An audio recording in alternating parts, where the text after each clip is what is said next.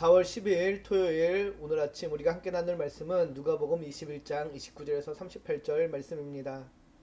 예수님께서는 오늘 본문에서 무화과 나무의 비유를 통해 성전이 무너지고 하나님 나라가 임할 날이 임박했음을 알려주신 후 마지막 날을 준비하는 제자들의 태도에 대해서 말씀해 주시는데요.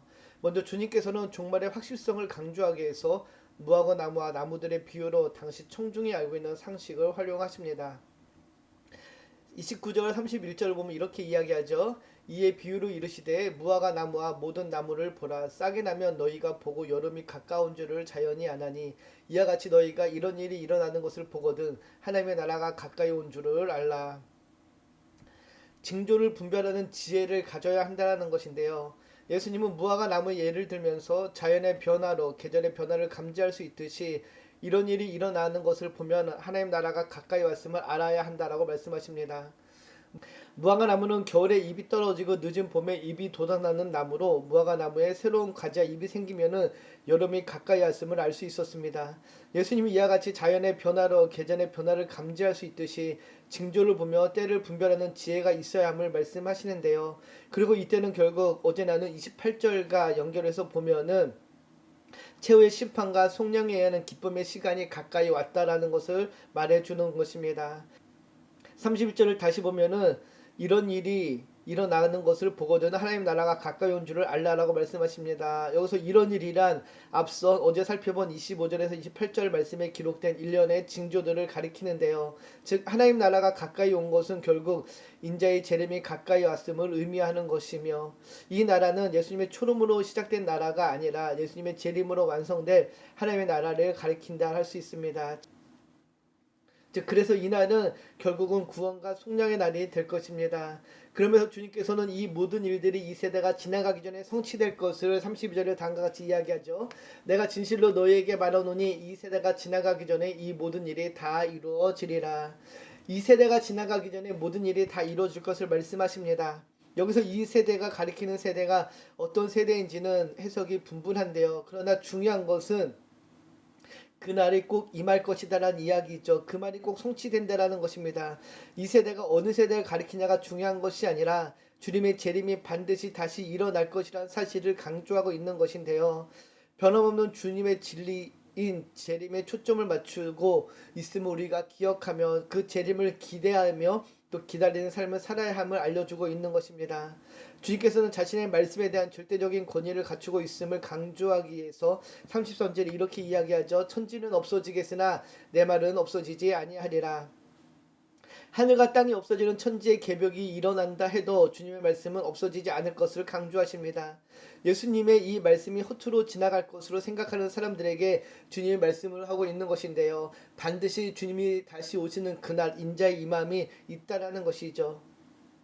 예수님이 이 말씀을 하신 후 이미 2000년의 시간이 흘렀습니다. 주님의 재림에 대한 생각과 경각심이 느슨해진 것이 사실인데요. 초대교회 당시 임박해서 임할 것이라 생각하고 믿어왔던 주님의 재림이 2000년이란 시간이 지나도 일어나지 않자 많은 사람들은 주님의 재림에 대해서 이제 반신반의하며 그날이 올 것이라는 사실을 까맣게 잊고 지내곤 합니다. 비단 세상뿐만 아니라 주의 백성의 성도들 가운데서도 주님의 재림을 기대하지 않고 또 주의 재림이 일어날 것을 생각하지 않고 사는 성도들도 많이 있는데요. 그러나 주님은 말씀하십니다. 천지가 없어져도 나의 이 말은 없어지지 않는다. 주님의 말씀은 변함없이 성취되어 왔고 이제는 완성될 시간을 기다리고 있음을 우리는 기억해야 됩니다. 그날이 언제 올지 아무도 모르나 반드시 옴을 기억하고 종말의 때를 살아가야 하는 것이죠. 그래서 주님께서는 때를 준비하는 삶에 대해서 다음과 같이 이야기하시는데요. 34절 35절을 보면 이렇게 이야기합니다. 너희는 스스로 조심하라. 그렇지 않으면 방탕함과 술취함과 생활의 염려로 마음이 둔하여지고 뜻밖의 그날이 덕과 같이 너희에게 임하리라. 이날은 온 지구상에 거하는 모든 사람에게 임하리라. 34절을 보면은 주님께서는 스스로 조심하라라고 먼저 경고하는데요. 조심하다라는 이 말은 단순히 무엇을 경계한다는 의미보다는 자신에게 일어날 수 있는 일들을 보다 구체적으로 점검하여 사전에 그러한 일들이 발생하지 않도록 조심하라라는 의미입니다. 이 단어는 그래서 신약 성경을 보면 상가라는 뜻으로 많이 사용되었는데요. 조심하여 피하는 것을 의미합니다. 우리가 무엇을 조심해야 되나요? 34절을 보면은 주님은 크게 두 가지를 말씀하십니다.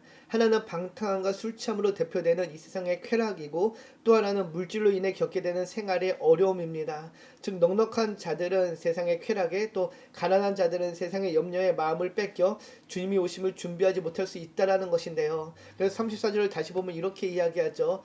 너희는 스스로 조심하라. 그렇지 않으면 방탕함과 술 취함과 생활의 염려로 마음이 둔하여지고 뜻밖의 그날이 덕과 같이 너희에게 임하리라.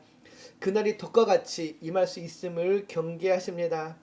예수님 우리의 삶의 자리에서 끊임없이 일어나는 염려가 인생의 가장 중요한 일, 예수님을 따르는 사명을 이기지 못하도록 하는 것을 경계하는데요.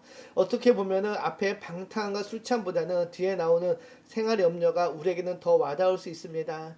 우리의 삶에 끊이지 않는 염려는 때론 우리의 마음을, 우리의 생각을 주님이 아닌 다른 것에 집중시키며 주님이 아닌 다른 것을 바라보게 만듭니다. 특별히 물질로 인한 경제적인 염려는 더욱더 우리의 마음을 혼미하게 만들어 주님께로 나아가지 못하게 하는데요. 그래서 34절을 세 번역으로 보면 이렇게 번역합니다.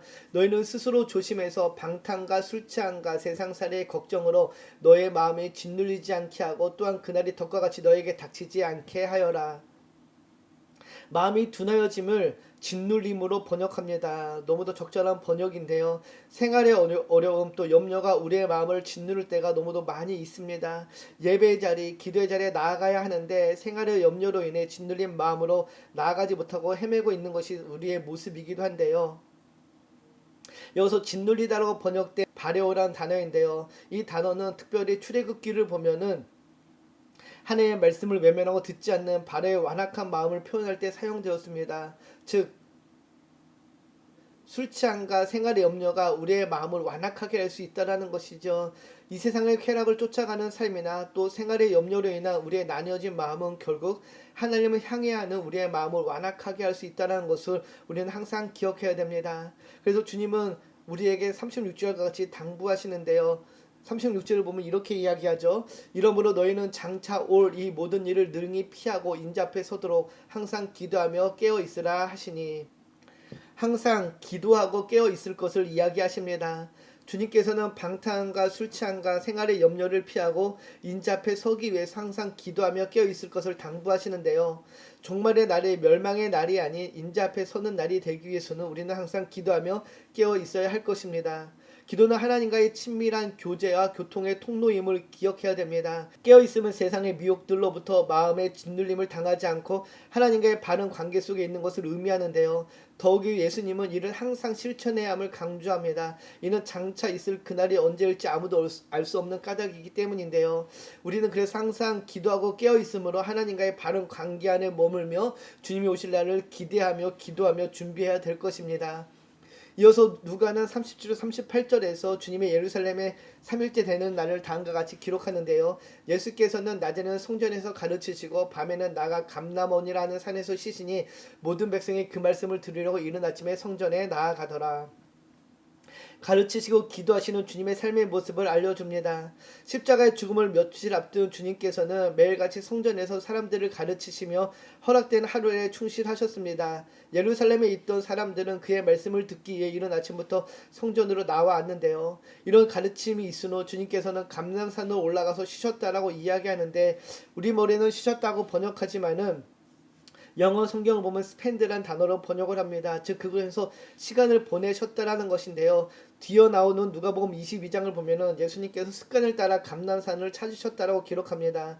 주님은 낮에는 성전에서 가르치시며 밤에는 습관을 따라 그곳에 올라가셔서 그곳에서 제자들과 함께 나누며 기도했음을 우리가 알게 되는데요. 이처럼 우리는 매일의 삶의 자리에서 항상 깨어 기도하며 주님과의 깊은 교제를 나눠야 할 것입니다. 주님이 그러했듯이 우리도 기도함으로 하나님과의 그 교제의 끈을 놓지 말아야 할 것입니다. 이것이 종말을 준비하는 우리의 삶의 자세일 것인데요. 오늘 매일 성경 큐티의 제목이 때를 분별하고 기도하라입니다. 우리는 지금 종말의 시대를 살고 있습니다. 언제 그날이 올지 알지 못합니다. 그러나 그날은 곧 임할 것입니다. 그래서 오늘 말씀처럼 때를 분별하는 지혜로 이 세상을 살아가야 할 것이며 특별히 우리의 마음을 빼앗는 것들로부터 우리의 마음을 지키고 생각을 지켜 주님이 오심을 준비하고 기다려야 될 것입니다. 깨어 기도함으로 주님이 오심을 기대하며 기다리는 우리 모두가 되기를 주님의 이름으로 축복합니다. 기도합니다. 항상 말씀 앞에서 기도로 깨어 있으므로 주님이 오실 날을 준비하는 우리의 삶이 되기를 소망합니다. 특별히 어지럽고 혼란한 이 시대 가운데 하늘의 지혜로 때를 분별하며 주님이 오심을 준비하며 살아가는 우리의 삶이 되게 하여 주시옵소서. 특별히 우리의 마음을 빼앗는 것들이 있다라면은 주님 우리의 마음을 지켜주시고 생각을 지켜주시사 하나님 그런 것들로 인하여서 우리의 마음이 나뉘어지지 않게 하시고 오직 그날을 준비하며 살아가는 우리의 삶이 되게 하여 주시옵소서. 그래서 삶의 모든 자리에서 주님이 오심을 기대하며 기도하며 준비하며 또 주님이 오심을 전하는 그런 통로 도구로 사용되게 하여 주시옵소서. 감사드리며 우리를 권하신 예수님의 이름으로 기도드립니다. 아멘.